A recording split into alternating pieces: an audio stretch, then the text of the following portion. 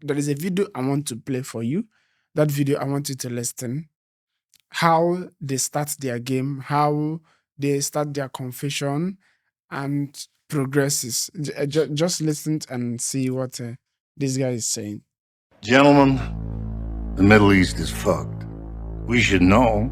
We fucked it. 6 of the 10 fastest growing economies are in sub-Saharan Africa, countries rich in mineral wealth. Coltan for our computers, cobalt for our batteries, phosphates for our agriculture, nuclear ore for our power. These are the things, gentlemen, that the wars of the next 20, 30 years will be fought over. A huge deposit of cobalt was discovered in Mali just over 2 years ago. Back then, we approached the Malian government about mining rights. They told us that those rights were going to the Chinese. So we set about to create the conditions to make sure that wouldn't happen. Just last week,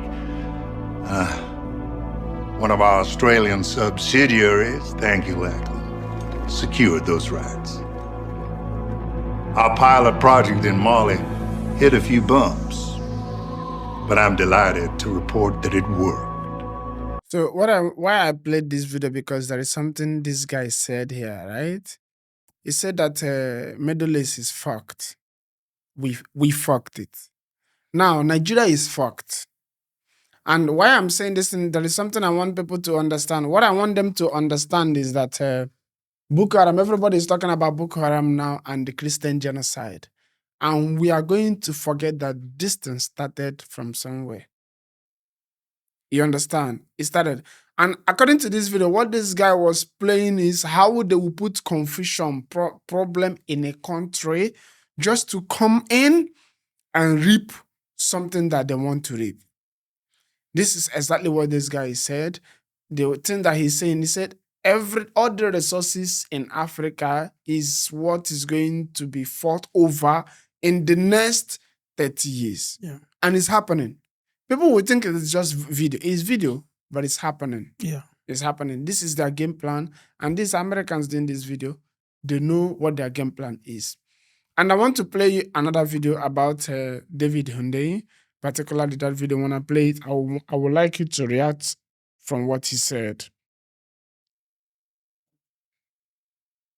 And what I need Nigerian Christians in particular to understand is that the fact of your religious faith, your religious identity, your religious belief is, in the eyes of those who run global geopolitics, is nothing more than a calculation on a chessboard.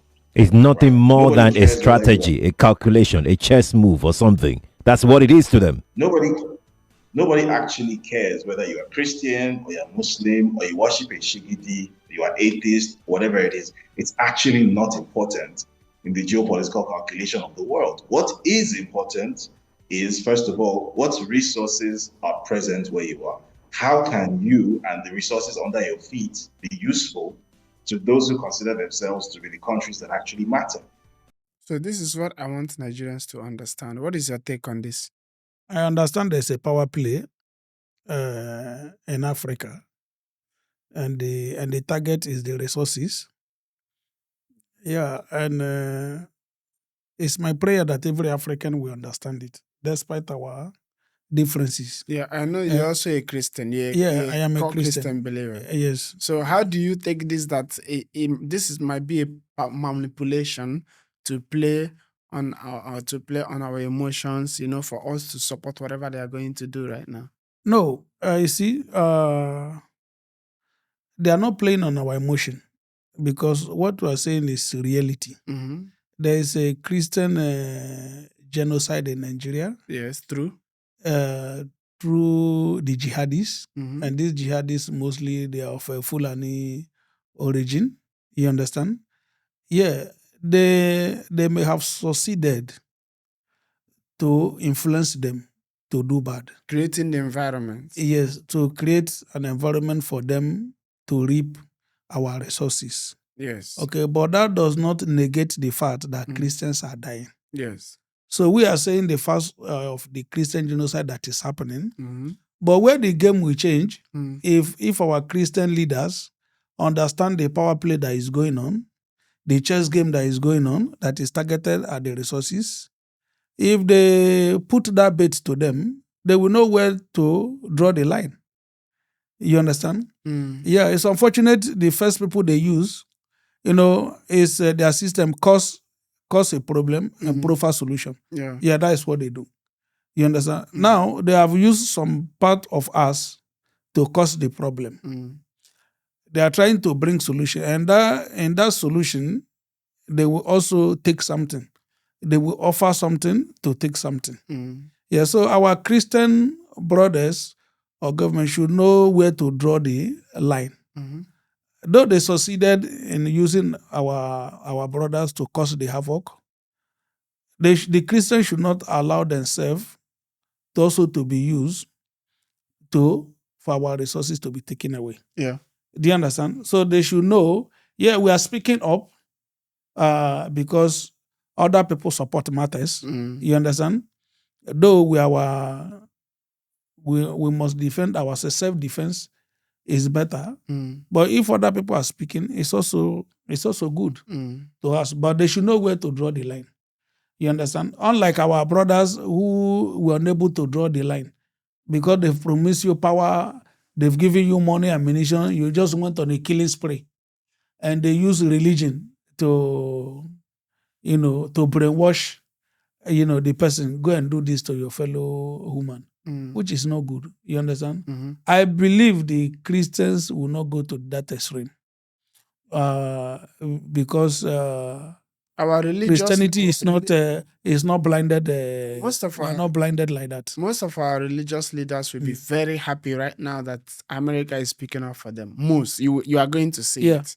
Yeah. Because the kind of places we worship in our rural areas. Everybody is happy. Me, I'm happy. Yeah. Yeah. But what are the solutions they are going to provide for you? Yeah, this is where that is what I'm saying. They should know where the line stops. They should not cross it. Is the solution regime change? Just like it was regime change during Bring Back Our Gears, during Jonathan. So if the solution right now is a regime change, who are they going to bring? If the person comes in, what is going to be the situation in Nigeria? Because since Jonathan left, because it was a regime change. Yeah. Since Jonathan left, everything has gotten worse, 1,000%. So what is going to happen right now? If the game plan is a regime change. Is to cause a regime change. Yeah, the person they are choosing should know where not to cross the line. You're going to say the person they are choosing. Yeah. Right? Tinubu, from Buhari to Tinubu, most Nigerians cannot afford their basic need. No, those are assets. Those are they are but compromised. No, but this is the work asset does. This is the work the agent does. Yeah. You are going to create a reality that these people cannot concentrate on what is happening around them. You understand? You are going to create a reality that most Nigerians cannot even focus on getting the new information, reading, or even affording data to be watching this podcast that we are doing right now. Because they are still focused on feeding themselves or going to school. They are not going to use the money to feed themselves, paying for school fees to go buy data. So what is the next phase for these people? And what are they going to do if this new plan is a regime change or to make Nigerians focus on Nigerian genocide? They will not talk about the new tax reform that I don't even know how to quantify him, just implemented in Nigeria.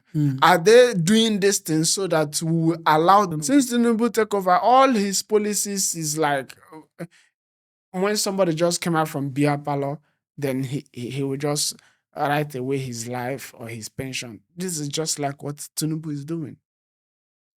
Did they start this campaign so that we'll focus on something else and allow their assets to deal with also that before we realize what is going on, Nigeria is far gone? Okay, well, we can actually read through so much in their mind. Yeah, but we have to ask questions. Yeah, we need to, we can see through some things, but it may not be holistic. Do you understand? Yes. Yeah, we understand the target is mineral resources. There is also other aspects that we may not know. Human capital. Yeah, there are others we may not know. We may not know holistic, but we know for every assistance or every help they give us, they have taken times 10 or Of times it. 100 of that benefit. Of everything they give us, they have taken 10 or 100 times of it. That one is clear. But this, in terms of correcting that, I think it's to the leaders. Those are the helm of affair, not the referrals or the citizens who don't have food to eat. They don't decide any policy. They don't. They are not in any command chain. Nothing. They are just followers. So the people we should send caution to are those at the helm of affairs, because they are actually the main target. They should know that we are watching. Yes, they should know that the citizens, have come to understand, the power play that is going on. So they should be careful what they sign, what they agree to. They should be very, very careful, because they are the one who they will actually use to, at the end, to get whatever they are looking for. Yeah, unlike Buhari and our current president. Our current calamity. Yeah, it's a big calamity. And unfortunately, things will not improve. Sorry to say, I'm not a prophet of doom. The way he's been going for 2 years have shown that things will never change. And it can never change. The only way to minimize it is to get him out. Things will never change. First of all, he's an asset, a pure asset, to the Western machineries. So in that case, there is nothing. He don't have a willpower to put some things in place, to put some policies in place. That is the number one aspect. No matter the technocrats around him, those he can bring on board, he will never listen to them. It's the outsiders that will call the shots at the end of the day. So for him, there is no way out. Nigerians should get it and get it straight. With Tinubu, Nigeria will not change. Never. Yeah. So nobody should be thinking anything good to come out of him. Yeah. Except if it's a regime change, we welcome it. But what if somebody would tell you now, how can you say Nigeria will never change, but things are improving? Dollar is improving. This one is improving. Dangote is working. This is improving. So that person will forget where Nigeria was before this toothless bulldog took over office. There is nobody that will tell you Nigeria is improving. Of course. Those are political talks. Didn't Buhari say that, Tinubu, that there is no corruption in Nigeria again? Those are, what will he tell you? You understand? Yeah, that is what he will say. The dollar is this, the dollar is that. He will say that. He cannot come and tell you that things are not working. Why he's there? No, so those people who are saying they are paid to do that, in reality, they know. But this is what Nigerians would need to understand, regardless of ethnicity. They need to understand that right now, from January, their new tax reform is going to affect every Nigerian. For sure. Every Nigerian is buying petrol at the same price. This is what they need to understand. If the moment you allow your hatred for an Igbo man come in play, you are going to suffer the consequences with the Igbo man. Or is there anywhere they sell a fuel cheaper price? Or if you go there with your language, you buy petrol at a cheaper rate? None. It does not happen in Nigeria. So what are their incentive for their prejudice towards Igbo man? Nothing. Serious? Yes, there is nothing they gain. It's only this little favor before police, before the judge, before you have access to government. That is, and those are for a few. not for the masses. So the little benefit is going to a few. Yeah, but for the masses, no, they get nothing. Yeah, they don't even know them. But those are the ones they use to cause division. The illiterate ones anyway. But the learned ones, no. Mm. Yeah, it's part of the reason Nigerians also need education. So Lagos is not going to be more developed, or Ogun State or anywhere is not going to be more developed than any other state. Even just if I should say, Nico that just happened. I think I also said this during my last podcast. Nico that just happened. Abia State was first. Mhm. First in Nigeria. Abia State was first. And there are so many things that is going on online now. How should I say it? Where you are going to check a state that is more developed, and you will see a human capital, you will see health, so you see like everything. It happens also that the southwest also comes before southeast, comes after southeast, per se. So everything that they are doing right now is like it's not taking effect. But how can somebody actually come out from their thick skin and think with their brain? This is my question. Yeah, they can. If I get you right, they can, because a time will come you do reflection, you do a review, you ask yourself a question. This we have done. Where has this thing brought us to? I was listening to one Fulani man. I forgot his name. He was trying to ask his people question. Yes, we are the custodian of power. We dictate the politics. Mhm. What has it actually done to us? You understand? I was happy when I was listening to such person. The man is from either Kanu or Kaduna. I forget his name. It was telling, yes, the Fulanis, the Hausas, we are in power. At an event. Yeah, he was speaking. So he was telling them, they should retrospect. That is high time they allow another A tribe, competent a person. It competent does not person matter to your rule. tribe. It does not matter the tribe. That they have been in power. They have the power. They have the military power. They have the political power.